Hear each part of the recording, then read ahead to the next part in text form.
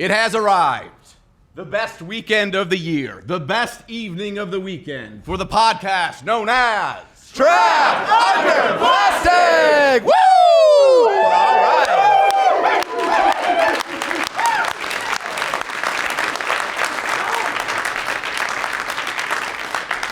All right, show of hands. Who is here for the first time at Adepticon? This is crazy, dude. Every year, it's like half of the room. Okay, awesome. Okay, raise your hands. Who is participating in a gaming tournament of some kind? Okay. Okay, we got some gamers. Okay. Raise your hands. Who is taking a painting seminar? All right, there we go. Okay, very nice. Okay, John, we haven't been hanging out a lot. Did you just take one of those whole things? Okay, all right. This is gonna go through us pretty fast. So yeah, we've been at Adepticon now almost 2 full days. Yeah. And I've seen you only at sleepy time. Yes. So, Why? I mean, we've been doing our own thing. And so right now we're going to take some time and we're going to catch up in front of 100 people. Is that okay with you guys? Yeah. All right. So let's talk about what we did at the con and kind of how we liked it. So First thing, I did a Shatterpoint demo. Who played Shatterpoint? Anyone? Thoughts on it? Yes? No? Yes? Okay. I really like Shatterpoint a lot. I think it solved a couple of little problems that miniature war games often have. There's this thing called an ingress point in the game where there are ladders and elevators you have to go up. And I think a lot of mini war games have this problem where you have enough movement to get halfway up the ladder, but you can't put a model there. So you kind of have to remember that. The way in Shatterpoint it works, whereas if you get within 1 inch of an ingress point, you just get to go up the ladder for free. So it's nice, easy, simple, and it solves that really nicely. It also has movement like Rivenstone, and I think also, maybe you guys, this is also like Star Wars Legion. I haven't played it yet. But you put a template down, and then your model can move, and as long as it's touching the template in any area, it's a legal move. Is that in any other game? I know it's in Rivenstone. Shout out a game if you guys know. MCP? Okay. So that's another mechanic, so it kind of shares that with MCP. But I love it. A lot of fun abilities. Every character feels super unique. The movement is very slick. I had a fun time. I recommend trying it out if you guys have time. What's the model quality like? I don't know. For some reason, they're 40 mil true scale models, so they can't leverage any of the minis in Star Wars Legion, which kind of feels like a little bit of a waste of that production. But they're great. They're cool models for sure. The Darth Maul with robot legs is fucking choice. Oh. Yeah. Wow. Okay. So you've been playing games so far in 2 days. That's the first one, yeah. What dead game did you just get done playing prior to this? Guild Ball, baby! Gotta get up! Okay, let's go! Dead game! Not dead yet! Oh, man. All right, what have you been doing? I want to take this moment to realize how many people are in this fucking room right now. Yeah, this is crazy. This is the biggest Tup Live by a sizable amount, so y'all need to question your life choices. This is wild. I'm doing so right now. I said this a couple times, but my 5-year plan is that at some point, this show, Tup Live, is scheduled directly after the Warhammer reveal in the same room. And then more people come in for Tup Live than we're at the Warhammer reveal. Well, you were in the Warhammer reveal. That was one thing you did. Was that room packed? Yeah, it was they said it was the most people attending a Warhammer reveal ever. Yeah, they didn't let me in. I don't know why. Yeah, I wonder why. Scott has his phone out as he walks in. Oh, no. Oh, yeah, so I kind of snuck in and I peeked my head in and I look and it was just about to start and Vincey V is in the front seat. Yeah. And he's got an empty seat next to me. Prime real estate. No one took it. He fucking locks eyes with me and he just taps the seat. Like I was called in. Like I know anything about these fucking games they're going to show. And so we looked at models and I heard a lot of under Vince's breath. Oh, yeah. A lot of sure. Yeah. Like he knew all of this shit. Yeah. Speaking of shirt, did anyone get some cool bootleg stickers from my main guy over here? Dude, do you have any left? Do you know? Okay, if you want some sick stickers, and maybe afterwards. After the show. Yeah, they're really fucking cool. Yeah, so I was there for the whole Warhammer reveal, and I will say this. They really have upped their game in the quality of those sweet fucking movies before they show the reveal. Yeah. And the music is so fucking hyped, right? And so I'm just so pumped. And then they're like, boo. boo, Space Marine. I'm like, I heard the videos were actually super sweet. oh yeah, I was so excited, and then they're like, look, it's the Terminators right next to the old Terminators, and I didn't realize they were different models. And I was like, oh yeah. Wait, were they Primarisified Terminators? Yep. Okay, so they're big boys. They're not that much bigger, Oh, okay. but yeah, they're bigger. Okay. Yeah. Okay, cool. But then they said some lore bullshit, but like, actually, the old men could still be in here, or Primaris men. Ooh. It was to make all the lore people happy in that moment. Okay. So I was like, okay, I believe you. You know, okay. But 10th edition. Okay. 10th edition. Who's 40K. hyped for 10th edition? Yeah. Okay. Vince was actually really hyped for 10th edition. Yeah. He's saying he would play based on what he knows the changes are going to be. Okay. Which kind of excites me because I painted an entire army and haven't played the game since. Well, it makes sense because in reviewing Age of Sigmar, one thing I learned from my comment section was how much of a shit game 9th edition 40K is. Yeah. At least according to all those people. They were like, man, you think this is bad? Play 40K. It's even worse. So maybe it needs a little bit of a rewrite. Oh, but they're getting it. Okay. They're getting it. So yeah, so I did that. Today, first thing, I got up, bright-eyed, bushy-tailed. Yeah, you were the first one up. We all were up until 2 in the morning, and then John was like, 8 a.m. Sounds good. Let's do it. Yeah, I was up. I took Not a shower. okay. Okay. I needed to get my piece in the case so then I can just wipe my hands clean of it. Okay. Because my Golden Demon piece, the night before we left, I ripped the main vampire off because she was at slightly an angle that worried me that the whole piece was ruined because she was tilted back 2 millimeters too far. So I ripped her off, redid that, and in that process, I snapped off a tree branch and bats. And so, like 15 minutes before you guys showed up at my house, I was gluing stuff on. So gosh. We got it in. It's out of my hands. It's in the case. And so every night, I'm going to stalk that case. Yeah. And like a pariah, absolutely. Just like crapping on everybody else other than yourself, Yes. Okay, I totally Makes me get feel that. better. No, Show of hands who saw John's piece. Okay, and shout if it's any good. Woo! All right. I hope you're all the judges. No, but I'm just happy to be here, happy to be nominated. That piece. Somebody already asked me like, oh, what are your plans for next year? What are your plans for Nova? Because I'm going to Nova for the first time, and I'm like, I can't think about that. So, anybody here going to Nova? Yeah. All right. Awesome. I'll see you there with Fireball. All right, cool. One thing we did last night was I got to meet Trent from Miscast Terrain for the first time ever, and that was super fun. You guys know Trent? Yeah. Nice, awesome. He's an awesome dude. I think it was like an insane flight to get here, so I'm super happy that he's here. We were hanging out in a hotel room, and you taught our little Australian baby how to dip for the first time ever, didn't you? I don't know what you're talking about. Listen, this is America, okay? There's a few things that you're allowed to do in this sweet, sweet country of ours, and that is things you can't do in Australia. Apparently is illegal. So I've learned there are certain things that are illegal in Australia, and I'm trying to have Trent do them all in one weekend. Do them all. In one weekend. So, we hung out with him, hung out with Mini Wargamer Dave. That dude is a fucking ball of energy.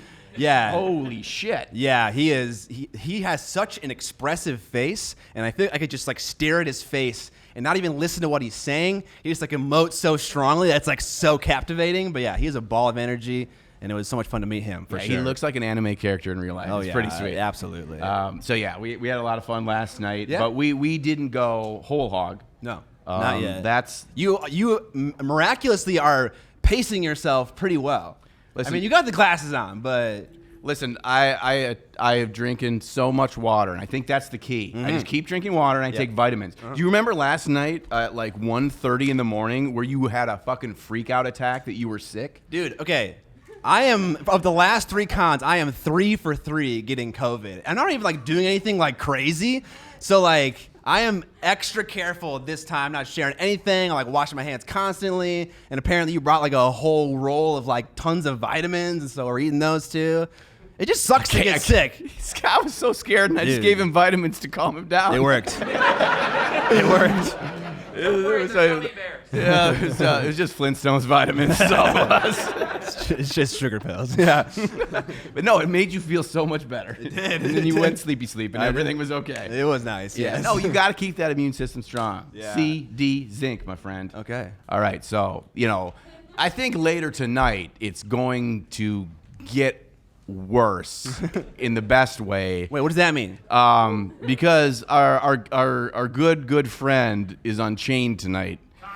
What are you talking about? One Sam Lenz is unchained. And that means... What does that mean? That means things are going to get a little hairy. I feel like Sam doesn't know what you're talking about right now. Well, he will. Can we talk real quick about Malort? Okay, yes. Malort. Mark Maxey over here comes and grabs me from a very pleasant conversation. You know who you are. And he's like, come drink this terrible drink with me. And it's just like, he just wants to watch me suffer. And so I went over there, a bunch of lovely English people were there, and we all drank. And I'm not a big drinker, but apparently they all are. And they're like, this is fine. I'm just like dying like after drinking it. They gave me the biggest shot, and I was just like, I couldn't handle it. But I got it all down. I didn't vomit instantaneously. It was just it was fucking awful. It was the worst thing ever. What does it taste like? I thought it tasted like the smell of Sharpies. Oh. Poison, basically. But you just had it like right now. They're Yeah. like literal shot glasses on the table. Did you take two? No, that one's Ben's. Okay, nice. Oh, Ben had to do too. I mean, he had it last night, too. He came over here giddy for more. Okay, fucking weirdo. Wait, Ben comments? Yes. Ben, where are you? Okay. Okay. Yeah, I think it tastes like really, really bad grandma's cough syrup and cancer. That's what I think. It tastes. It's not fun. Yeah. It's not fun. So today was a really long day. It felt really long to me. Yeah. Because I was apart from you. Yeah, I know. That was it. You were playing games. Yeah. Vince and I spent a lot of time together today. You did. Yeah. I like Vince is replacing you, but like. Is Vince here? No, he's doing a class. Yeah, he's teaching right now. And we had one of his students in here that he came to sit before the show to then just leave. I just wanted to see it. He just wanted to see this jank setup just for a little bit. And I gave him so much smack talk bullet points for Vince as he went to Vince's class. Okay, nice. So good. So I want Vince to feel bad about where he stands in our friendship after this. Okay. Teaching be damned. All you do, it's a field trip day, yo. Like, it's like, hey, surprise, we're not painting, we're going to the podcast. Dude, imagine going to a class at Adepticon and you get like a sub and they roll out a fucking TV and there's like, oh, we're watching Free Willy 2. we're watching fucking Cujo. Like, let's do this. Oh, no. Yeah. Okay. Yeah. All right. So, yeah, I mean, okay, who all bought shit at the vendor hall today? Scream how much money you spent. Too much. I heard $1 million, dude. Okay. I haven't bought anything yet. I haven't done like my rounds through the vendor hall. I was in there. We like checked out the Shatterpoint thing, and then I went over to play Free Blades. And we're like, Free Blades? All right, yeah. Cool. So that was like they used a bunch of different like sides of dice. So like there was even like D16s were used in that game. It's not a real dice. I know, but so Brent was playing. I mean, he had it. Brent was playing against Casey, and then me and Josh were kind of watching. And so that game is pretty interesting, but it kind of like leans on what I felt like was a little bit of an old game design, which is like, you do your charge, you roll to hit, there's some either a save or a roll to wound, you check your leadership, you run away, if you get caught, you die. And so like, nothing is wrong with that system at all. I just kind of wanted something a little bit newer, and that's what I felt like I got from Shatterpoint. Because Shatterpoint actually reminded me a little bit of Guild Ball in that you roll dice, you compare like their defense, and you have some number of net hits. And then you have like a tree on your card, and you get to go down the tree the number of successes you have. And then all the effects are cumulative. So it felt kind of a little bit more unique than just like, I got a hit, you failed your save, now you die. So yeah, a little bit mix up. I love that this is the second time you've given the entire crowd a TLDR of how to play a game. How to play a game? No, just how is it? Here's the rules real quick. Okay, yeah. It's just cool. I'm like so into playing games right now, and like I just want to like soak them all up, and I want to like steal all the good mechanics from all the good games, and then make the Omega game with none of my own unique ideas. I think it's gonna be great. Yeah, beg, borrow, and steal. Yeah, exactly. I just want to play Warcry is what I want to do. Do you? Okay. Yeah. All right. We got Zammies. Anybody play Warcry in here? No. All right. All right. Us three will play later. I just think it's fun. You played it on your stream recently. It's totally fun. It's totally fun. Yeah. Okay. I'm all about it. And the models are the bee's knees. I know. Yes. Okay. So you haven't bought anything yet? Not yet. Well, actually, I went to the Bits place and I like rifled through some of the old Wood Elf and Vampire Count pewter models. Yeah. And I bought some of those. So yes. I didn't do that. I typically do not. It's a good time. I do not go through the Bits area any earlier than 1 a.m. Okay, yeah. That's the best time. That's peak Bits time for sure. Yeah, because it's open 24 hours. Yeah. Right? Yeah. Yeah, here's a pro tip for all the first timers to Adepticon. When everyone else is sleeping, that's when you get drunk and you buy bits. Yeah. Right? It is the best time. And everyone's like sprawled out on the floor like they're trying to pick up their own Legos. Yeah. And it's just fucking free-gilled over here. We're all just sit there cross-legged just looking through little plastic bits. And it's like, okay, I'm 12 again. This is awesome. Yeah, it's just like the shitty panning for gold in South Dakota moment. Where none of it ever matters, but you convince yourself it's real. Yeah, you're like, I'm totally going to paint this model from 1985. And it just never gets painted. Yeah. Survey shows that was a lie. You did not. He did not ever paint that. Yeah. So have you prowled the Golden Demon cases yet? Have you kind of soaked in what's there? Because I haven't done that yet. I'm kind of waiting for more stuff to come in so that I can do my like a long 3-hour lap, basically. I've gone over there no less than 6 times. Yeah. Okay. But what ends up happening is it's not so much to just I want to go over and like glance. I don't like soak everything in yet. But what I want to do is I want to see who's over there. Yeah. And I end up talking to people, or people come up or whatever, and then I ask them like, "Oh, did you enter something?" And usually it's yes. And then I ask them to show me their piece, and we talk about it. And that's been really, really fun. I've got to see a bunch of awesome painters. I hung out with John Margiotta today. Yes. And he showed me all his pieces. And if you don't know, John Margiotta, he won last year gold in vehicle 40K for his nasty ass Nurgle Dreadnought. Yes. He has got the destructive texture and decay down to a science. Yeah, and honestly, after the last Golden Demon, we did like a little wrap up. I think you, me, Vince, and Sam, and we kind of looked at, well, like Vince made like a whole slideshow. Of course he did. And it was like he showed what won, and it was really interesting to look at the styles of paint jobs that were placing at Golden Demon. Because like prior, I thought it was literally just stuff that was painted cleanly. But then like Kaha had something in there, John had something in there. So that gave me a lot of hope that like, you know, you can impress the judges in other ways with a high execution, and you'll still get gold. So that was pretty cool actually. Yeah, and I like in a freak out moment that would not help me in any manner whatsoever, I reviewed the rules the night before we left. Because I was like, oh, okay. You're like, what if? This is a great idea for me to You can't have oval bases. It's like, oh, God. Yeah. Rip everything off, quick. And one thing that it talked about is it doesn't matter your style. It is the consistency and level of execution of that style. Yes. And in theory, I love that. Yeah, I know. And you know, so I will say like 70% of the pieces were clean, heavy metal style, maybe even 80. But there was still some stuff that wasn't that. Right. You know, maybe it is a little bit true. Yeah, and we don't know. I mean, it is. We don't really know too well the judging team this year. Yeah. So we can't pay them off, unfortunately.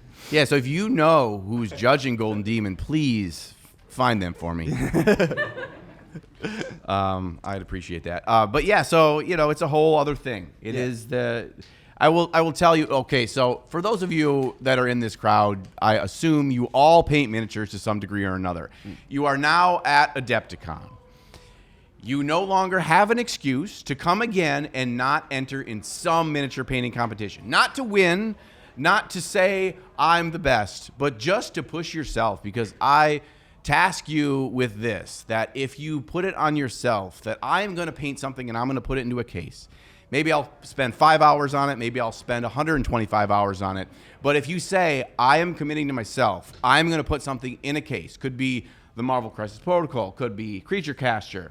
Could be Privateer Press, if they're still around next year. It could be Golden Demon. There's a lot of ones.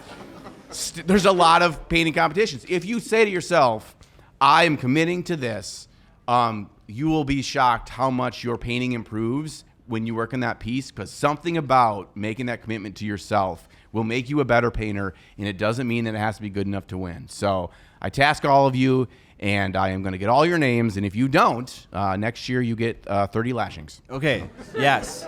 And we're serious. There was a guy last year who I had the same chat with, and I was like, I will come and find you if you didn't enter. And I put a year-long reminder in my phone. So, Moonlit_Inari, if you're fucking here right now, I will end you if there's nothing in the case, okay? I did not fucking forget. Or rather, my phone did not forget. Dude, I love that you just say his Instagram I name know. and it's so awkward. Yeah, where are you? Oh, man. Yeah, and the other thing that we've been doing while at Adepticon is a ton of socializing. We have so many friends that we see once a year, and it's here right now, and I just want to spend 5 days just talking to all of them. Yeah. And so it's so much fun, and that means like all you guys as well. Yeah. Like I know it can feel like awkward sometimes if like you like come up from like playing a game or something, but like it's truly it's such a great experience, and like it's so great to put faces to the people that support us and enable us to do things like this like full time and like fill rooms of people. Like this is absolutely insane. So we love it and we want it all the time. So please come up and chat with us. It's a really great feeling. So Dude, I love that was like a humble brag. You got to support us on Patreon right there. Like it Yeah, was we so need it. fucking slid it under. Never saw it coming. Hey man, I do the outro every podcast. I'm pretty good. I'm pretty good at chilling. Yeah, I mean, I think the most important thing that you said there is that to talk to our friends, and our friends are all of you. Yes. Like, it's not like, oh, our friends like Sam that we've known forever, because Yeah, he's not our friend. He's not. I mean, yeah, sure, but Sam's obviously our friend. Yeah. I don't want to get punched. Lover. But y'all are our friends. The weird thing is that you know us, but we don't know your face like you know ours. And so the look on your face is really fucking awkward, because like you say, like the look on your face is like, I know you too. And then I just do this like, yeah. And then we get to that. And then I do know you. So it's like, y'all are our friends. So we appreciate your support. We appreciate you being here for this. Yeah. Join the Patreon. Slightly less subtle, but just subliminal messaging. Our sponsor this week is Bombshell Miniatures, an online retailer with a ton of physical miniatures and STLs for you hardcore DIYers. They've got several unique brands to tickle your fancy, from babes featuring strong and iconic female adventurers that will fit into any genre, or sidekicks, which features all kinds of fun companions, be it animals, vegetable, or elemental. Like this adorable Houdini, a 23mm owlbear hatchling. Don't forget Kitterkins, a series of fun and whimsical animal characters like Kiro the Frog Merchant. Or Signature 75, a line of 75mm sculpts. If you want to flex on a larger canvas like Betty and Shrapnel, a World War II bombardier pilot with her own personal gremlin. One of the things I really appreciate about their site is the information. There are dimensions, base size, scale, and most importantly, right there in the description of each miniature is the sculptor, designer, and painter. It's always great to know whose work I'm looking at, and it'd be nice to see more companies adopt this practice. It makes it especially easy if you want to find more of their work. You can just type in the artist's name in the search bar and you can see their whole lineup of work for Bombshell Miniatures. Best of all, they've given the TUP Nation a 10% off coupon code that you can find in the description below and also on screen right now for you YouTube viewers. That's good until the end of April. It's also good on their web store and also on their My Mini Factory page. Just in case 10% off wasn't enough, anyone who spends $40 or more gets a free Diane Archer miniature from their Counterblast line. Speaking of Counterblast, along with the line of pulp sci-fi characters that make great proxies for 5 Parsecs, Starfinder, Stargrave, or probably any other game with star in the name, Bombshell Miniatures is also launching a Kickstarter for Counterblast RPG for Savage Worlds, a licensed setting using the Savage Worlds rule set. The campaign will include a hardcover rulebook specific to the Counterblast setting, 8 new playable character miniatures, and in keeping with the retro vibe, a limited edition lunchbox. You can get a taste of the rules right now with a free PDF called Jumpstart, and the Kickstarter itself will run from March 27th to April 14th of 2023. A big thank you to Bombshell Miniatures. You can find links to all of the stuff we mentioned in the ad in the description or show notes below, depending on where you're listening. Back to the episode. All right, cool. All right. So that was us yammering for 22 minutes. Do you want to get started on some Q&A? Yeah, the whole point of this is for you to ask us your awkward questions. Yeah. And us to try to one-up you in more awkward answers. Yeah. So what we're going to do now is there's a microphone here, and you can create a single file line. You want to get up in theirs, and you can ask us literally anything. Because we have the power of editing to take this off so we don't get demonetized. What is your social security number? 7. And you don't need to crouch. You can just stand there, and it will sound pretty good. All right, what's up? State your name. My name is Darius, Hi, Darius. and this is a question more for Scott. Okay. Stupid question. I have a question for John, but it's not hobby related at all. So I'll ask you later. But I guess Okay, why not right now? well, okay, What the fuck? Okay, well, I'm an architectural designer, and Okay. my question for John would be, what did you not like about architecture that you decided you didn't want to pursue it? Architectural history classes suck ass, dude. Okay. Dude, I fucking love the history of architecture, but all those old fucks can lick my nuts, dude. It's so fucking boring. Like I want to see the Pantheon and try to recreate my own version of the Pantheon. I want to hear a dry old crotchety ass talk about it for 7 weeks. That's why I hate it. Yeah. That's fair. That's fair. And then my question for Scott was, I know you've been super busy with the new studio and all the content creation, but did you have any plans of entering the next Golden Demon or working on a big, like, whole hog competition? Is that a sore? No, not at all. Oh, Not at all. yeah. Yeah. I think probably next time I will definitely have something that's actually legitimate and like a real entry. I'm having a lot of fun just painting gaming stuff, and if you've heard this story before, I'm sorry. But I just for a long time when I painted models, I just didn't have fun doing it. I only got joy when I finished the model, you know. And then I started playing games, and then I started enjoying the actual process as well as the end, and then as well as playing with the models. And I think that also allowed me to paint display models and enjoy that too. And so I wanted just to kind of keep chasing that joy a little bit and just paint models for my games. And the idea of like, you know, painting a model for like 150 hours is just like not super appealing. But I think I definitely owe it to myself to give it a real shot. So yeah, next year for sure. Awesome. Yeah, thank you. Thank you. What's your name? You can get a little bit closer to the mic too. Just you don't gotta like lean down now. Hi, I'm John Hey, with an H or without an H? with an H. Oh, John. I'm sorry. My question is, since the last Adepticon, what technique, experience, activity have you both done that you feel has been most impactful to your hobby journey? And Scott, why was it the Guild Ball game you played directly before this? Because it's the only one I played this entire year. Do you have an answer to that question immediately? I'll let you go first. I'm sure it's shorter. Maybe. So I've been like writing a script. No, I said it's an LVO. I don't want to say it again. Shh, they didn't watch that episode. Maybe not. You go first. Okay, so I decided that this year I was going to put myself out there and do as much as I could and try as hard as I could to create a piece that even if I don't win, that I will have this in my display case in my house until a billionaire buys it. And it is about a subject that I care about deeply, and it's about a piece of art that to me is the best piece of Warhammer art that's ever been created, and that is the cover art for the Soulbright Gravelord's book. And so I thought that if I just was excited to have a thing that I could look at every day and smile, that it could take me through. And there was so many times where it hurt me to sit down and do it. But to me, the biggest thing that I felt improved me as a miniature painter this year was being willing to say, this isn't fun right now. But by the time I spent another hour tonight, I was glad I did it. Because oftentimes, when we sit down to paint, it feels like there's too much in our lives. It feels like there's other things I could be doing. It feels like There's other hobbies that would be more relaxing. It feels like there's a TV show I want to catch up on in the moment. And that painting feels like an additional chore. But unlike all of those other things, after the hour of painting, I always feel more fulfilled.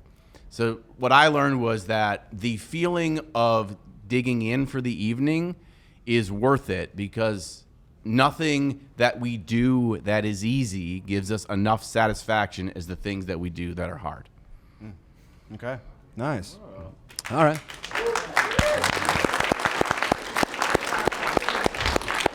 Good answer. Good answer. Yeah. So, I'm kind of sitting here trying to rack my brain for like an answer, but I don't think I really have one, and I think I know why. I don't know. I feel like in the last year I've been kind of just like treading water in like a work sense. Like there are a lot of things that I feel like are commitments I made that are still like in progress being done. Like I'm sure a lot of you guys are Kickstarter supporters and you've been waiting very patiently for the things that I've made, and they're just not being created by the manufacturers. I'm kind of just waiting on that, and it understandably frustrates you, and it obviously frustrates me as well. And there are other things as well, other commitments that I've floated out that are just like in progress. And I feel like a little stuck in mud that I can't move anywhere creatively until I finish these things. And so what I actually started to do is I like employed some people to help me like kind of organize my schedule so I can own it instead of it owning me. I feel like I kind of just move from fire to fire. It's like, I got to make a video. Holy shit, I have a sponsorship. Oh my God, I have 70 emails in my inbox. I got to answer them. So it's kind of like this constant thing of just like, man, I keep just neglecting these things, and I feel like I don't have any opportunity to like really experiment and do like things like John did, where he like, he makes a video series about like a big display piece, and he paints a big diorama for Golden Demon, which is like a huge accomplishment. It's such a big thing, because I don't feel like I have like the bandwidth time-wise and mental energy-wise to like really kind of engage in that. And so I feel like I really stagnated, in many ways. So I don't have a great answer for your question. That's kind of how it feels at the moment. Yeah. Well, thank you for the question, though, John. Can we all hug Scott right now? I'm the sad boy. Okay. All right. Thank you, though. Appreciate it. Kiss him in the mouth. You just start fucking making out of here. Oh, yeah. What's in that bottle? What's up? I'm Sam. It's Malort. Whiskey and bubbly. Oh, nice. Okay. Look at this man's shirt. I know. Nice shirt. I love it. I'm sponsored by the podcast. Yeah. So my question is just in thought earlier at a seminar. I was really being the first time here at Adepticon, realizing like how much I missed being in art classes and physically seeing a piece. Because through the screen you get some compression, you lose a lot of detail, and you kind of don't have a great idea of what's going on with a piece through a high-level painting job. Yeah. Until you see it in person. Yeah. But because our hobby is so niche, like the exposure is really limited. Right. You have to go to something like Adepticon and go see it in the case. And Yeah. like, most people get to do that once a year if they're lucky. Okay. But you get progression that way. So the question, I guess, is like seeing that progression, getting together, and having this time to look at where things are going. Where do you guys see the trends changing in models? How people are influencing each other? Like, what's the direction in painting style that you see emerging that's new, or that you're excited about? Where you think like, it's kind of going, right? It's changing, right? Like Okay, yeah. non-metallic metal was new at some point. Right. What's the next thing, or what's the thing you guys are noticing recently or this year that's a trend? So I just realized, can the guys in the back, guys and girls, can you guys hear the questions? Good? Sorry, I'm Barely? really soft. No, that's okay. That's okay. Basically, the question is where do you see miniature painting going style-wise at the moment? And you see little changes. So like things like with NMM, you'll see people like adding like photography defects to their paint job because we view a lot of life through photography. Like I know I've mentioned this on the podcast before, but like chromatic aberration. So a camera can't handle max brightness sometimes, so the sensor adds like a little yellow burn ring around it that kind of fades out. So you'll see people like Lan like adding a little bit tinge of yellow to their highlight right at the edges. Or people will take like gloss paint and selectively paint it on parts of the NMM. Like Dave Colwell does this to get reflections in certain areas that like only show up when the light hits it.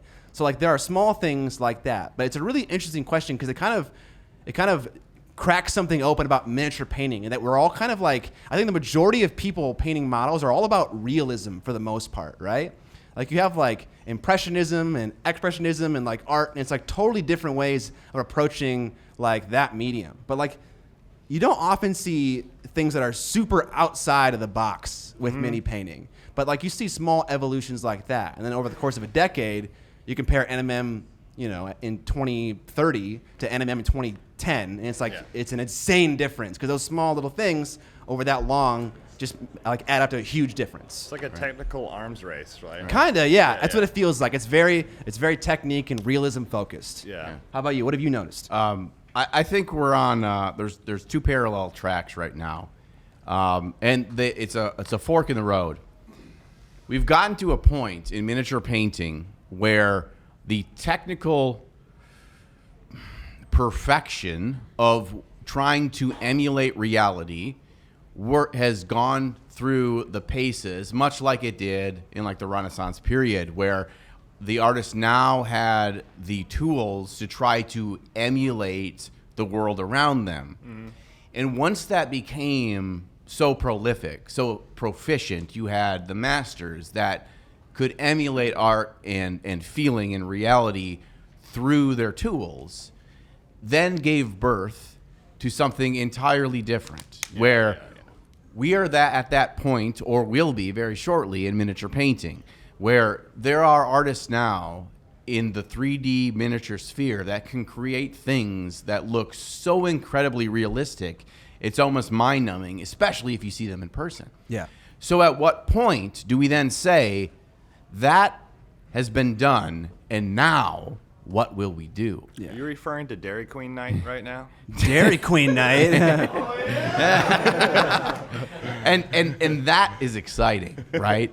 Because when I say there is a fork in the road and the parallels will now diverge, one of those parallels is linked intrinsically to Games Workshop in how they view the games and the models that we play. And the other will go so far off into the outer space that we don't know what it could be. And that's the good fucking track right there. Yeah.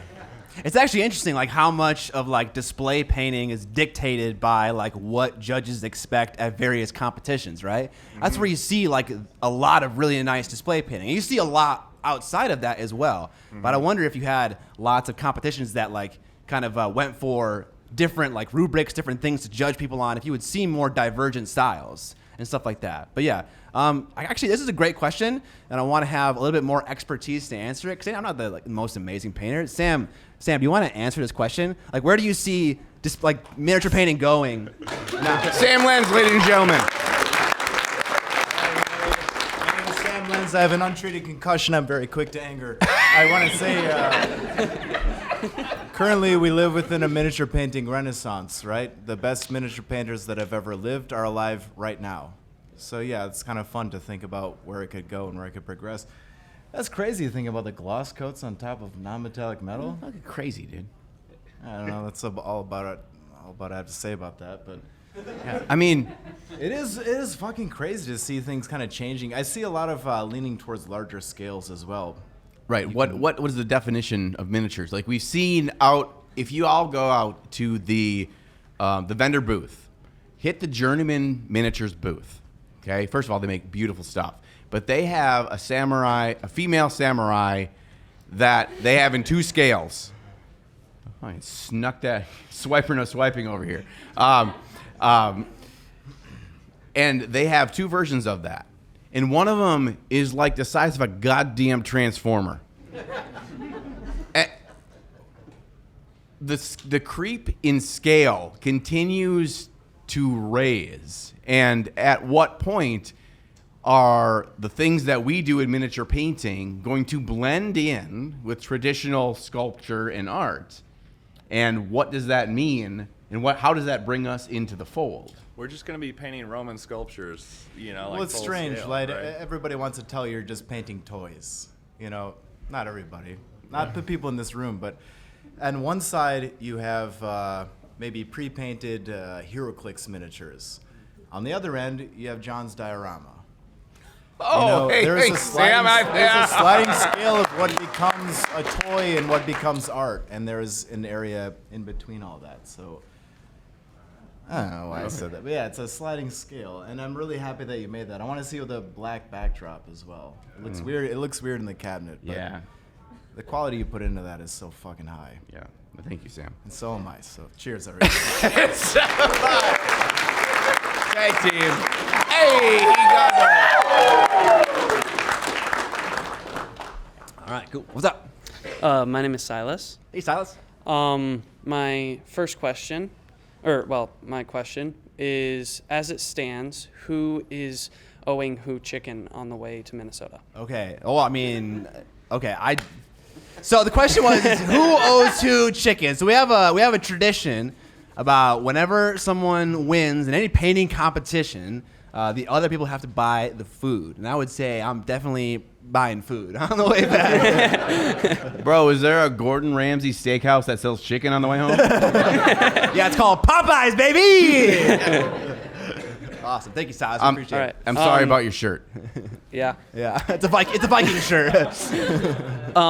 Also, I have an apology for John. Okay. I'm underage, but if I was overage, there would be 20 shots of hidden fireball all over. Okay. Yeah. Wait. Is this like a theoretically? This is a theoretically. Since I'm Theoretically, if you had access.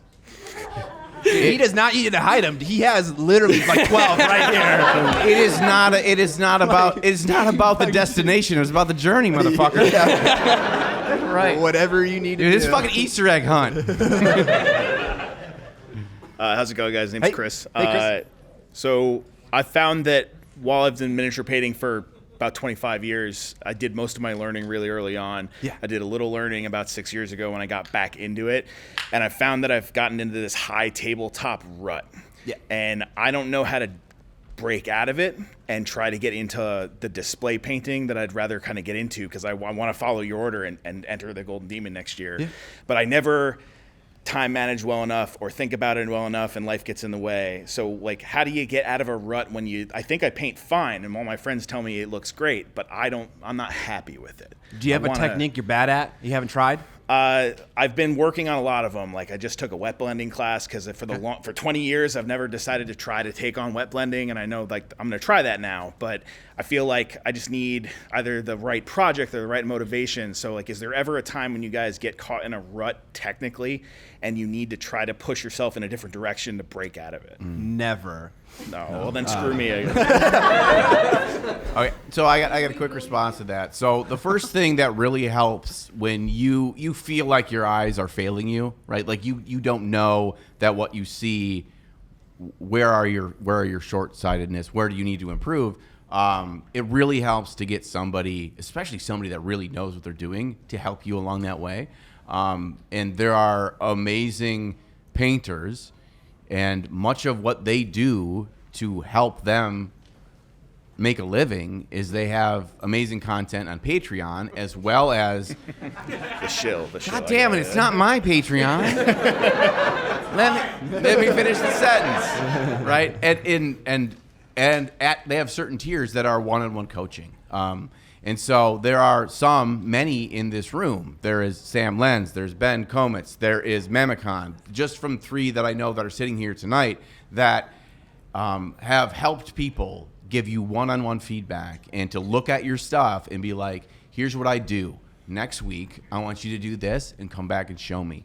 And getting that second set of eyes and getting someone to push you is a big thing. Maybe you can find a partner, someone in your same town that you can say, let's do this together. It's our journey together. We're going to learn. We're gonna examine stuff on Instagram. We're gonna find the people that are the world's best painters, and we're gonna try to look at it and what makes it good.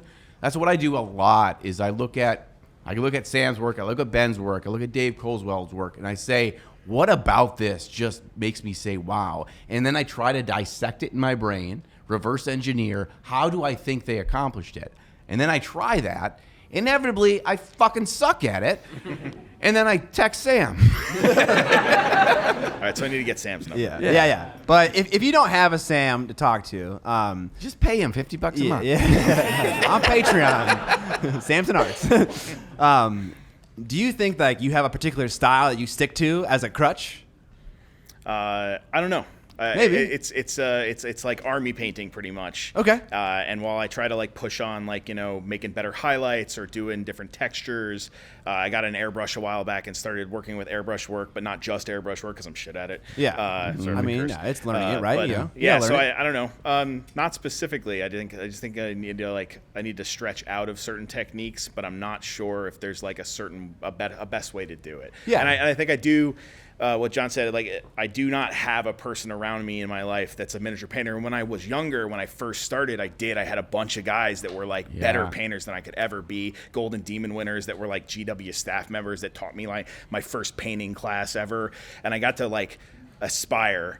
And I don't have that except for what we have in the social media like sphere now. Right. So it's hard like locally to be like, hey, bud, I want to outpaint my friend.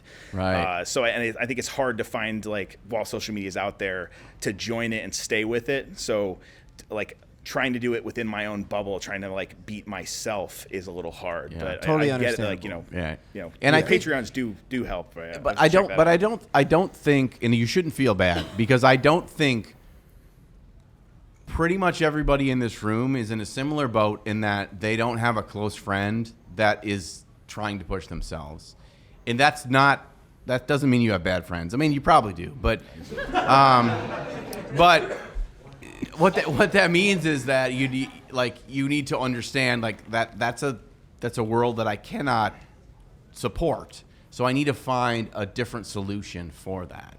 And honestly, I started miniature painting watching Painting Buddha, and I looked at stuff that I didn't think was possible, and all I did was watch it over and over and over, and I tried to do it. And he just got better from watching it. So watch our videos over and over. Yeah, and don't paint, though. Don't paint, just watch them. Yeah. So I'd watch it 3 times, and then I tried to do the non-metallic metal gold highlight on the booby plate of that Stormcast Eternal like Ben did. And I fucked it up, and I fucked it up, and I fucked it up. But if I watch him, and then I put it in 0.75 speed, and then I put it in 0.5 speed, and I watch the way his brush works, there's so much in the technical aspect of miniature painting that goes by so fast that you don't understand unless you put in the reps of the pressure, of the way you move, of how you pull out the pressure or you apply more. And only doing it and then watching it and doing it. And that's why classes in person can really help. When you're like, hey, I'm paying you $50 to teach this class, get over my fucking shoulder and tell me what I'm doing wrong. And so that is a really important thing. But you have to say to yourself, I'm willing to find somebody I really appreciate how good they are. And it can be on YouTube. It can be on Twitch. It can be on somebody's Patreon. And be willing to just repeat and try it and fail, because the more you fail, the more you'll learn, because it is not worth your time to just make the same mistakes over and over again. And you will naturally be like, I'm not going to keep doing this if I'm just going to make the same mistakes. And without trying to get better, it will naturally happen, and you will recognize what is the thing that made it different. Thank you for the question. We appreciate it. All right, thanks a lot.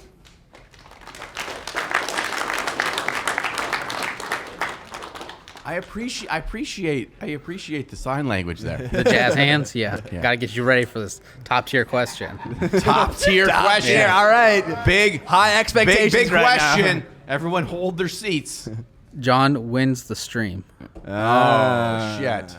You promised. Dude, I promised that I was going to start streaming on Twitch like right before I quit my day job and became a full-time YouTuber, and I was like, I'm going to hundo P. I'm going to do that. Sure. Do it. Sure. Vince, you motherfucker. How'd you get in here? Primo, yeah. So, I don't know, man. Like, dude, I would. Here's the thing. I feel like I would say stuff in the moment that, like, I'd be like, no. But then I'm like, I watch Sam, and I'm like, okay. No. Of a very agreeable man is suffering from a concussion. I bought everything. Everything's hooked up on my computer. I have everything ready to do it, and all I need is 3 more people to ask that same question. All right. Oh, you got like a line. Yeah. Okay. My real question is: the year is 2030, and Mr. Nabisco, being impressed by your review of the Oreo Cakesters, has hired the 2 of you to create a chain restaurant based on one extinct animal that they will revive and make tendies out of. What animal and what is the name? Okay. Best question ever. Extinct. He did it. I love that it's 7 years in the future. Yeah. It's very near future stuff. Yeah. It's like early 90s movie, and they're like, far future, 2013. There's a game show where people die. It's called The Running Man. Do you have an answer to this question? I feel like I don't know much about extinct animals. Oh, I'm gonna say the giant sloth. So the giant sloth lived. He lived in northern Canada and Alaska. The giant sloth. Picture it right now. That's what it looked like. He was slow. He was delicious, apparently. But the problem is that the giant sloth lived at the same time as the long-nosed bear, and that was a big bear. Yeah. It was very, very big, and it lived mostly on sloths. Why'd you ask this question? So if you put onion powder, Cajun seasoning, in a buttermilk batter, nothing's better than giant sloth. I want mammoth tendies. Oh. That's what I want. No explanation. No recipe either. Get out of here. Great question, though. I appreciate it. All right, what's up? Hi, my name's Evan. Hey, Evan. First of all, the right answer is dodo birds. Yeah, he got God him. damn Yeah. it. Dude, you can make dodo birds omelets and tendies. God damn it. First question is, when are you going to start the stream, John? One. That was one. Okay. And then the real question. So I know that you guys are like really good at painting, but like how do you not nitpick yourself to the point where you're like, well, I'll just never enter Golden Demon. Like, Yeah. So when you paint something, are you always painting like the best thing you can paint? I try to. Yeah. I mean, I struggle with painting an intercessor for my Space Marines in not 8 hours. But like it's still like the best thing you could do, or very close to it, right?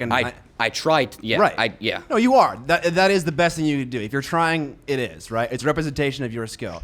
At a certain point, you get to a point where it's just like that just takes too long, and it's just like it's so draining. And so you can just you start to paint things at a 5 out of 10, a 6 out of 10, and it's just like so you can like have some joy, have a quick turnaround process. It doesn't take forever. And like I think that point when you start like not painting everything to full ball sack all the time, is when you stop nitpicking yourself. And maybe it's an excuse. It's kind of like, well, this is 5 out of 10 ball sack, so I don't need to nitpick myself because I wasn't trying that hard. But I think that's the answer for me. It's just like I'm not always putting in full effort, so I'm not gonna. There's no point in nitpicking at that point. I made the conscious choice to save time and fall a little short of that 10 out of 10. Okay. Yeah. A person much wiser than me once said that if you ever feel that your work is perfect, you should stop doing it. You'll never love it. And the sooner you realize that you will never love it, the more you can just let go of that and just embrace that me not loving it is me growing. And to say that if you are going to say, I want this to be better, then guess what? If you keep at it, it'll be better. Cool. Yeah. I'll see you next Golden Demon. Woo! There it is! Hello. Hey, what's up, guys? Hey. He's got a fucking Goodie PP shirt on. Hell yeah, brother! Fucking A. Yeah. So I had like 4 questions, but they but they were all answered. So fuck. So I gotta think of something from the top of my head here. Something that's. Do you want to like bounce back like 2 slots in line? Stream. Huh? Wait, what? Why don't you just like bounce back like 2 slots in line and then think of a question? It'll be right there. Actually, wait. No, you know what? I Got got it. something. Okay, we got it. All right. Got him. Okay. Okay. So I know you guys have talked before about like the decision to go full time with what it is that you guys do. Yeah. But I imagine there's a lot of weighing pros and cons when it comes to making a decision like that. But I also imagine there is probably one crucial element somewhere along the lines where you're thinking about it that decided to make you go, you know what, I'm just going to do it now. For you guys, and I guess for pretty much any professional mini painter out there too, what was the decision that pushed you guys to do that? Yeah.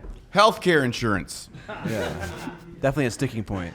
I'm not fucking joking. Yeah. I'd be dead if I didn't have healthcare insurance. Yeah. And I have a wonderful wife that works a regular job. I pay $1,300 a month, even with her healthcare insurance, to live. That is it. Yeah. Right. Canada, are you accepting applications? Yeah.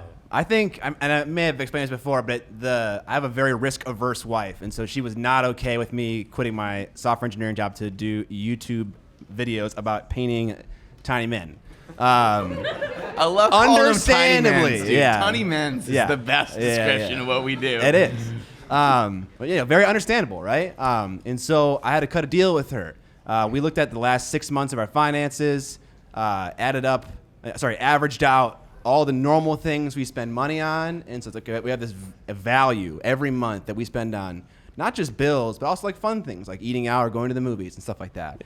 And when I was able to hit that number consistently for like 3 months in a row, that's when she was like, okay, you can quit now. So like it wasn't like I feel the power and then I quit. It was more like, okay, this is very measured and like responsible. And I would have done that if I was married, okay? I would have like quit at like 500 subs and just like was in like a 1-room apartment like with no clothes on and just making videos right away, you know? So but Dude, you're you feeling wake- the power now, right? You make way more money if that's what you're doing, Rod. All right. Well, thanks, guys. Yeah. It's like I could be like Luke's like brother in that one video where he made the river and he's singing back. His brother's tiny whiteies. Yeah. What's good, guys? Hey, there he is. My name's Jason. Hey, Jason. We know you. Yeah, thanks. As a beginner kind of painter, switching up from trying to go from years of just slapping 2 separate colors onto a miniature to trying edge highlighting for the first time a few weeks ago, buying my own wet palette and using that for the first time. Yes. I'm trying to experiment with different colors and using shades for the first time. Yeah. And although my shit is hot ass, it's my hot ass, you know? It is your hot ass, Jason. And AA meeting. We're like, yeah, your hot ass, Jason. But I'm trying to work on some horns of Hashut that my buddy Carlos lent me. Okay. And I want to work on some iron golems next, but I'm trying to experiment with different things like Mortarion Grime or other shades. What I want to ask is, do you guys have like a bias or a preference for like a shade or a paint that you guys like tend to lean more towards to? And also, what Warcry factions did you guys play? I'm like super into like 80s fantasy right now, and so there's a war band. I think they're called the Dark Oath Savagers. Not savages, Savagers.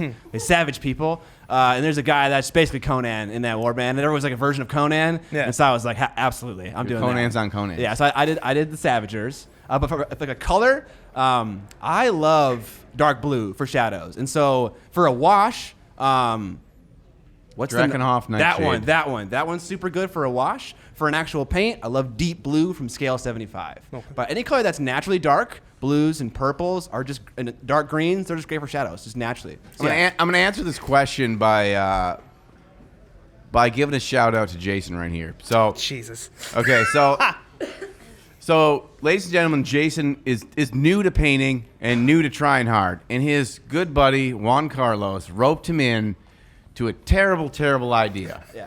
And that idea was to take a 2-day-long 16-hour miniature painting class by these two motherfuckers in Las Vegas. where you paint a model that's a scale that you've never painted, right? Nope. a month and a half ago. Yeah. And this son of a bitch tried his fucking ass off for 16 hours over 2 days. And I would not have known, Jason, that you had not done that before. Yeah. So shout out to you, man. It was amazing.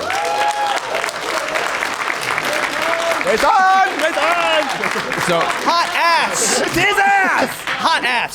So my answer, Jason, is just release. It is not those colors. You have it in you. You can do it. Wow. Reading Rainbow. There you go. Butterfly in the sky. I'm also bound by contract. When's the stream? Two. That was 2. All right. You know what I'm going to ask first? When's the stream? That's 3. Yeah. It's happening now. Yeah. I will start a stream. And it just relays it to Zambies and Whittle Goblin and Sam Lenz, and it just gives you the good shit that's already happening. So, anyways, hi, I'm Josh. Hey, Josh. Question for you. What are you willing to stamp your flag in the ground right now and say you are accomplishing by Adepticon next year? Whether it's a Golden Demon, Risen Beast. Is there something that you're willing to be like, hey, by next year, this is what I'm doing? Okay. Yeah. So that way I can set a reminder in my phone. So. Got him. Yeah, I have like a piece that's like half done. It's a Drazar model, but the problem is I didn't paint him like Drazar. Like I think Drazar has like a specific scheme, and I've like found out in the last year that if you like don't paint, like if you paint an ultramarine in yellow, you're fucked. It doesn't matter if it's like amazing, you will lose. So I was okay, I gotta pivot a little bit. So I gotta do some conversion to make him seem not like Drazar. But I wanna do a dual piece between 2, what are they called? The sword guys. Lil Men's. No, what are they called? Incubi, thank you. 2 Incubi dueling, because like it's a part of their culture to like see who's the best. So like they often duel and kill each other. So I want to do a duel piece between 2 Incubi, where one's like leaping off of a fucking pillar and just slashing some dude, and the one guy is like over halfway done. Nice. So yeah, that'll be hopefully easy, and if not, just that single figure. How about you? I mean, I feel like this is a little bit of an unfair question for you because you had a great answer to when I asked you like, are you going to compete next year? And I feel like this is applicable right now. Oh yeah, good answer. You're welcome. Good answers. I can also just give you his answer because he's like a little busy right now. Yeah, just a little. Fuck. Con John's in full swing. Dude, 100%. Hondo P. All right. No, give my answer. No, you can do it. It's fine. I literally don't remember it. Okay. Here's the answer. He worked on the diorama for so long, and to already start thinking about next year robs this experience of the joy that he should have having finished that piece. So I feel like you may just wait like a 2 weeks, whatever, a month, until I think you start thinking about that choice and just experience the here and now. That's what you said earlier at lunch. Yeah, no, that sounds like a really wise thing. Yeah. So ask him in a month and have an answer. Yeah. No, and I think that applies to all of us, whether it is I painted one model, I completed a warband, I finished my army. Give yourself that satisfaction and feel-good moment, that euphoria, those endorphins. Embrace them, because that is why we do this. And if you push too fast to the next thing, eventually it's going to catch up with you. So you need to just say, breathe deep and smell that Malort. Yes. Okay. All right. I'll ask you then on Twitch on stream then when you get up and running.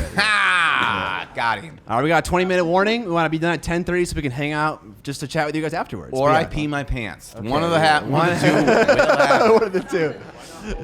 Jeremy, fellow Minnesotan. Nice, Hell Minnesota. Yeah. Woo! All right, cool. What up, Joey? Couple Jeremy. quick questions. Jeremy. Okay. Yep. John, Magic, what format? I'm a draft whore, so I love me Limited? some limited, because that takes multiple levels of expertise, Favorite and strategy in the format. Favorite draft or set to draft?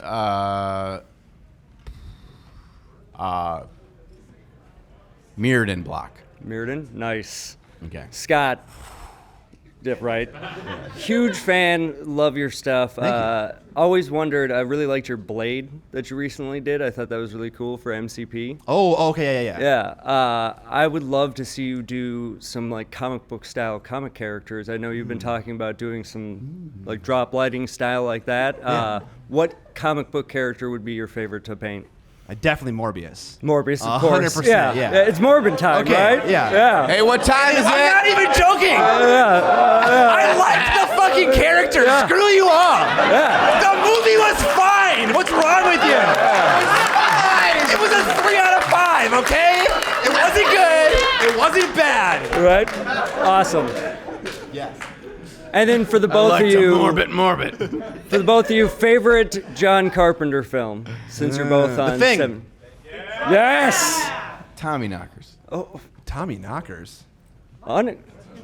What? Stephen King, baby. No, John Carpenter. Carpenter did Tommy knockers though. Really? Oh, Didn't he? Y'all are like, no. no. Fuck you. Fuck you. The Thing is the correct answer. So yes, thank you guys. You're welcome for the assist, bud. I mean, that's an opinion. It isn't though. Hi, my name is Norbert. Norbert. Thanks for doing the show. I struck by a comment that Scott made a little while back that I was hoping you could expand on. You said YouTube videos, or maybe videos in general, don't do so well if they're not using Warhammer models. Did I say that? Like, in the show? Or literally every week? Yeah, I thought so. And yeah, so I thought I'd like to understand that a little bit better, considering that we're making videos for helping people learn how to paint or to learn techniques, and so it shouldn't really matter terribly much what model it is. And totally right. So like, why is that? And secondly, you also mentioned a campaign maybe to try to get a number of content creators for like a month not to use Warhammer models. It's April. Totally not doing that, right? It's April. Totally not doing it. No, what we are? What are you talking about? It's April. It's planned. We have people roped in. It's April. Oh, fantastic. Yeah. Okay, great. That's good news. But so maybe you can talk a little bit about why. # blackout. Yeah. What? No. Yeah. So I think because as a YouTuber, we have multiple goals. Our goals aren't exclusively education. They're also to make a living. And part of that living comes from increased exposure from using popular products. But it certainly doesn't have to be all GW all the time. But mixing them in every now and then helps channels stay a little bit more relevant. It helps outreach, which is a huge thing, right? Because YouTubers have a mixture of content. They'll do like big, awesome projects. They'll do stuff that satisfies their core audience and all kinds of different stuff. And because they satisfy different metrics on YouTube. And so I think the biggest one is outreach. Like new people will be found when you're painting popular stuff because they're most looking for that kind of content. So it's not necessary to do it all the time, but for some of your content, I would say it's necessary. You don't have to do anything really, but it is helpful for outreach. Yeah. So at work, when Brenda says I need those TPS reports, you can say. I'm going to burn this building to the ground, or you can say, I got a meeting with the Bobs later. I appreciate the people that got the reference right now.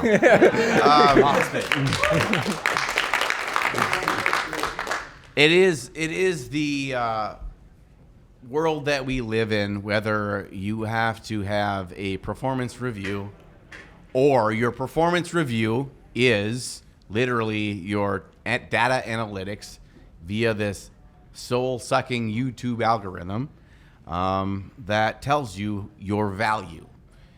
Now, the tough part is that you have to have this fight with yourself every week or every month or every video about what is your actual value.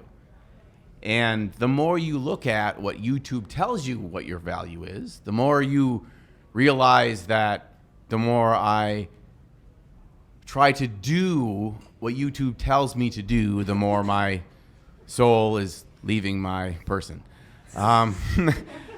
However, if my soul is entirely within my person, I cannot pay the rent.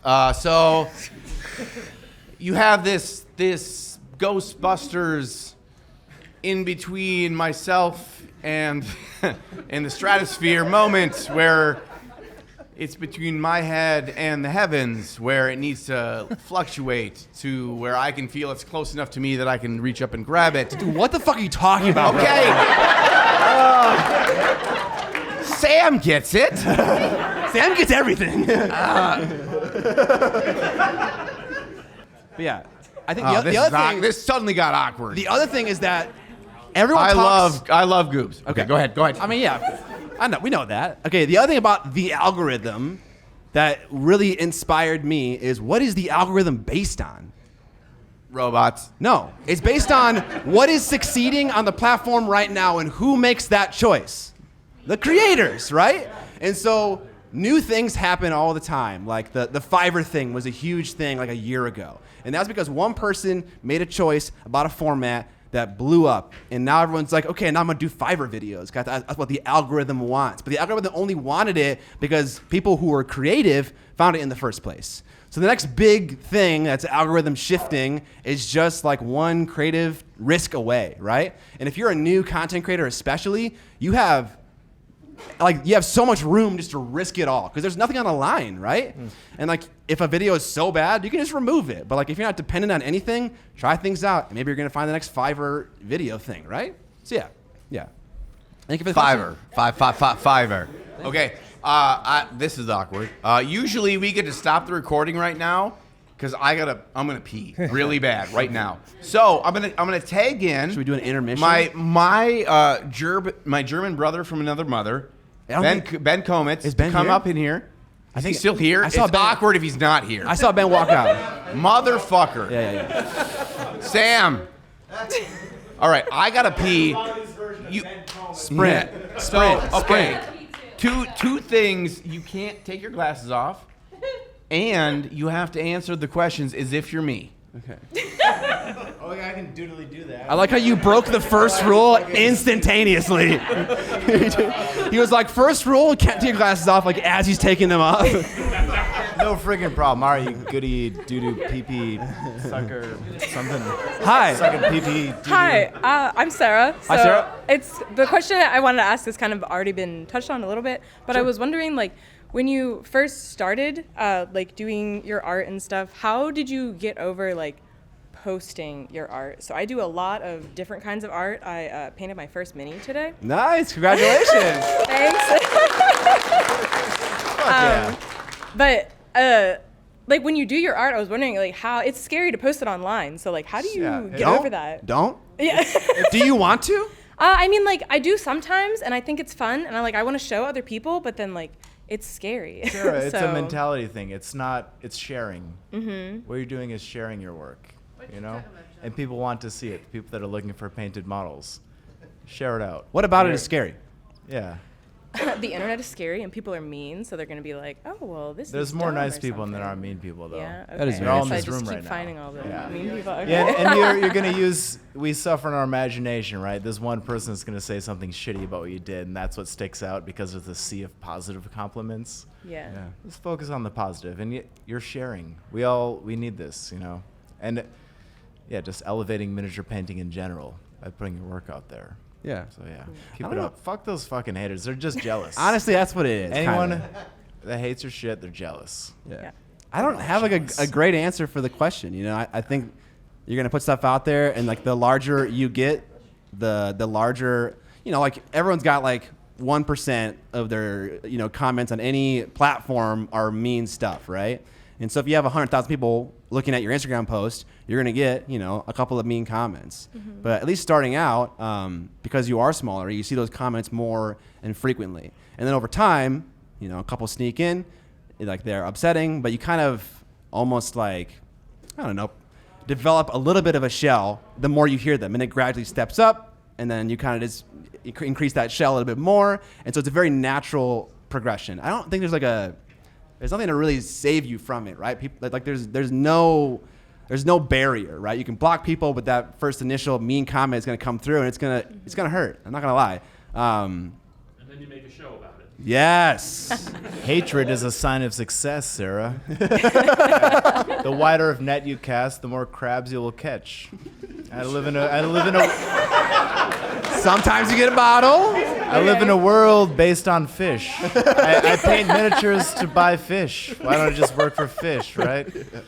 Yeah, you're casting a wide net, but please share it and use a cloud of hashtags. This is the best advice you gave me, was to write your hashtags down in a notepad and just copy and paste them on every post. Is that helpful at all? I'm not sure that's helpful Put it at all. out there. Yeah, Put it that was out good. there. All right, cool. It's more encouraging. All right, yeah, good luck. Good luck. Please do it. Please do it. Yes. Okay. Think thank about you. us telling you to do it. Yeah, Okay. 'cause And crabs. Maybe I'll let people see my model then. they're all jealous. Thank you. Hey. Hello. Go. Yeah. Solid. Well, okay. So We got 5. We got 5 minutes. 5 minutes. I waited outside for you. Apparently, you were already done. Oh, yeah. I was trying to be a gentleman. All right. What's the next question? Hi, I'm Newman. Hey, I recognize you. Yeah. So, if a game has good lore, Yeah. it can really juice you to paint a model for it. Yeah.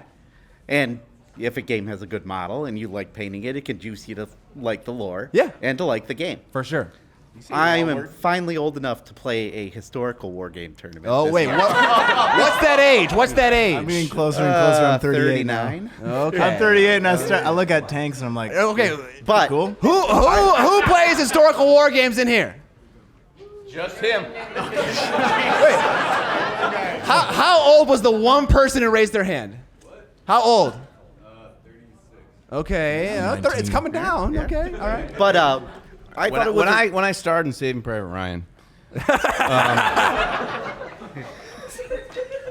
What the fuck? All right. What's the real question? But is there anything in real life lore? Doesn't need to be history. It could be science. It could be space shuttles. Whatever. Is there anything in real life lore that would juice you enough to make a diorama, a miniature, or a model? Oh yeah. Oh yeah. Give me this. Give me this, Sam. Give it to me. Okay, baby. Do I put my mouth around it? No. Yeah, that's the answer. So, I like to say it like this: like everywhere you go is an inspiration, right? You're walking down a trail and you get to choose the snapshot of where the model belongs. You can take the picture over a bridge, or you can take the picture over a boring part of the trail. All right? What was the question? What the fuck? It's so warm. Is it getting warm? I remember when I listened to Hunger Strike for the first time by Temple of the Dog. And, Hold on, John. Speaking to the fucking mic, bro. They can hear it. No, I think we were That's talking. the end of the story. I'm like racking my brain right now and coming up with absolutely nothing. But I think obviously it may have to be sci-fi Just or say the fantasy. question So, again. Say it again. So the thing is anything in real life that's not sci-fi, it's not fantasy, a real life modern thing that inspires your art, like anything that like gets you excited. God, constantly. What? So what?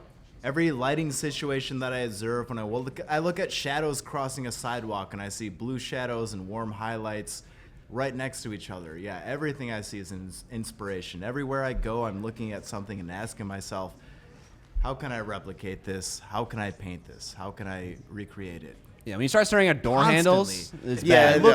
I look at every fucking material. Like this is where I'm at right now. I'm studying material difference, right? You have reflective objects and you have light absorbent objects and everything in between. And everything I'm looking at, when I look at you right now, I see your beautiful face. I see your The grandma. oils I see of the hard human- drop shadow, Yeah. a little bit of glossiness. Human bag. skin. Yeah. And Well, what I not see, because of though- your bag, it's because of the and what I light. see, You know? though, like if you were to hold a sword to your chest, good sir, you would have a light reflective object next to a light absorbent object, right? Your t-shirt is absorbing the light. I'm slurring as fuck, and your sword would be reflecting the light. Yeah. And they're sitting underneath the same situation. So I'm always trying to study that. And even just looking at this lighting situation right now, John's shining silvering hair, his hot ass on my leg. Everything inspires me. But yeah, what I'm keyed in on is material difference and the constantly observing the real world and what it inspires me to do, and then making the separation between what is animated and what is reality. Rule of cool on top of that, you know? Okay, so like for technique focused applications. Okay, My brain hurts. That was so good. Yeah. I love hurting your brain. That was a great answer. I'll give a shitty one. Okay, so my wife forces me to watch Love Island, but I secretly love it. Okay. Hey, I admitted it. Every time you go to PizzaCon, I'm on like fucking 30s. in bed together, and you're like. No, Every the time you real go to story is PizzaCon, he how about asks that? to watch it. Okay, that's the real story. Anyways, just an example. I have like a little mood board that I have of like cool things that I want to put in models eventually that I make. And one cool thing I saw on that show was there was a person who was wearing like some heels that had like a ton of straps that went up her leg, and they were glowing. They were glowing, and that's such a cool like sci-fi like concept for like a cyberpunk like character that I really love. So I'll see things like that, take a picture, put it in like a Google Slides doc just to use later for a model. Awesome. Yeah, Thank you. Cool. Absolutely. Woo! Adepticon, the one, the only. Hi, gents. My name is Mamikon, and I have a question about Golden Demon as well. Okay. There's been plenty of questions about Golden Demon today, but what is the key thing that is so appealing for you in Golden Demon that makes you want to win it and compete every year? Clearly, What is the key thing in Golden Demon that makes you want to win and compete every Thank year? you for replying Yeah, word for word what I wanted to said. make sure that everyone in the back hears that, because that's a great question. I think it's the exclusivity, right? It's like there are systems that are open, but in Golden Demon there is one first place person in single Age of Sigmar.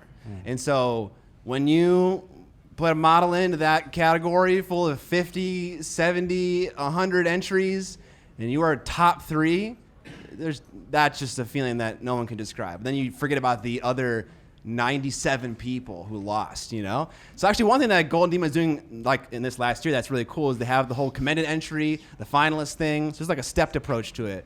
But I think it's really that exclusivity. It's like just being that top person in that category amongst many.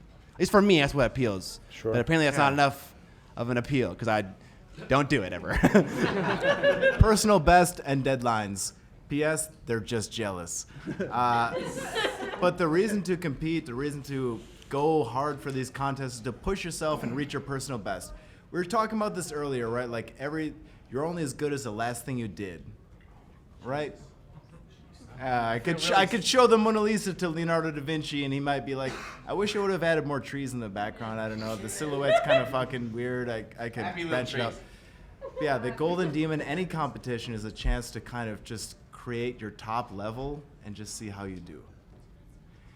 And then push yourself further and further and further.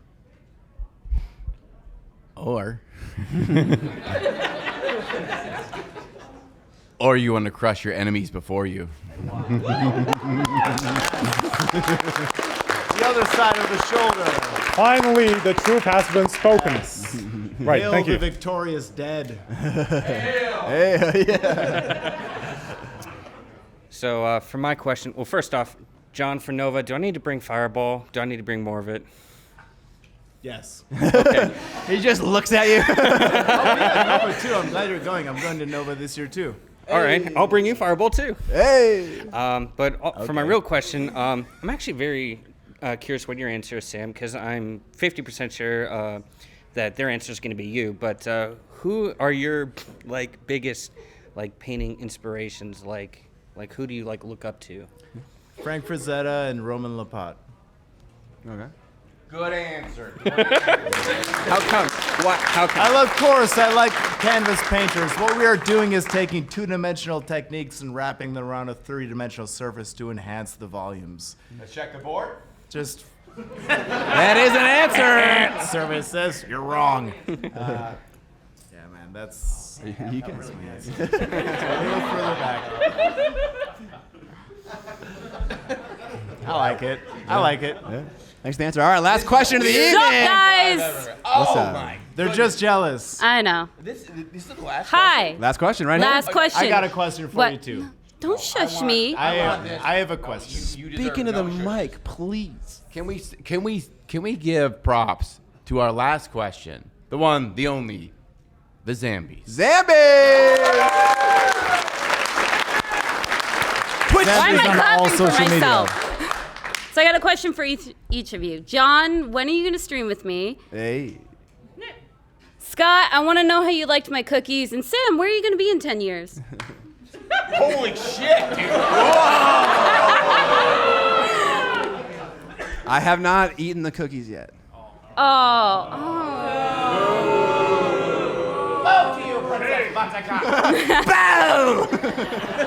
I was gonna ask that question to these fools. All right. What's your question? 10 years. What are you John. doing? No, John, come on. Don't skip it. All right. Whenever you want. I'm holding you to that. All right. 10 years. 10 years down the line, the apocalypse has happened. I'm looking sick. I'm jacked, tan, succulent, like a fucking plant that absorbs a lot of water. Yeah. I'm ripping shit up. I got a lot of chainmail. Like 3 layers of chainmail. Most of it. Yeah, in 10 years. I still have a Patreon somehow. Somehow the internet. Patreon.com/Sam Lenz artwork. Somehow I have that. Yeah. But he's got a Patreon. Well, come on, raw people. Like, where we are right now is if the fucking world falls apart, we're just gonna recreate it. Everybody creates towns and cities. We're all gonna band together.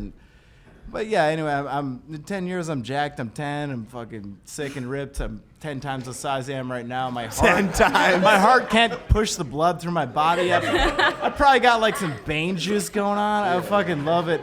I would never stop doing Bane juice if I could do Bane juice. Right, I don't know what it is, but I love it. I'd turn it on right now. Yeah. Hashtag vein juice. All right, there it is. That was the last question for the evening. Thank you so much for the wonderful questions. We appreciate it. All right, John, do you know how outro starts, or are you too drunk? Never. I love how he. I love how this was like the Olympics, and he just like hoisted me upon his shoulders, and I did a quintuple flippy poo, and Sam caught me, and then we got the silver. Yeah, there we go. Yeah. No, I can't do the outro. Okay. Thank you guys for coming out and making this a super special evening. Like John said, this is the biggest turnout we've ever had for a podcast thing. And this is like the 5th one we've done. So that's a huge thing. Round of applause for you guys yourself, right?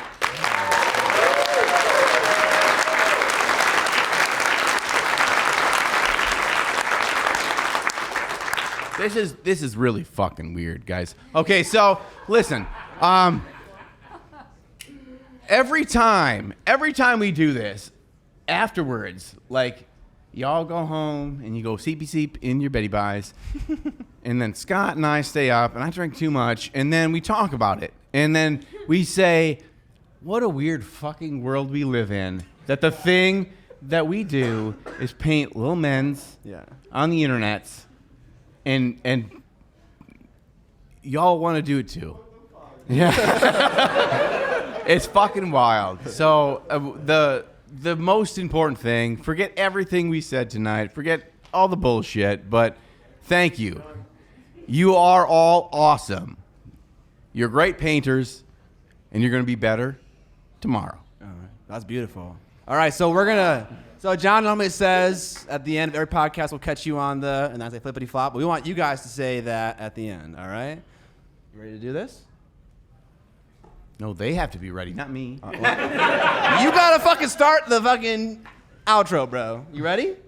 Wiki, wiki, wiki, wiki. No, man, this is BC Boys. You have to do the next thing. No. Wait, what? This is a reference I am missing right now. Okay, now it's a true episode of the podcast. Don't you forget to stop. Nope. Hey! Okay, I don't know. We will catch you on the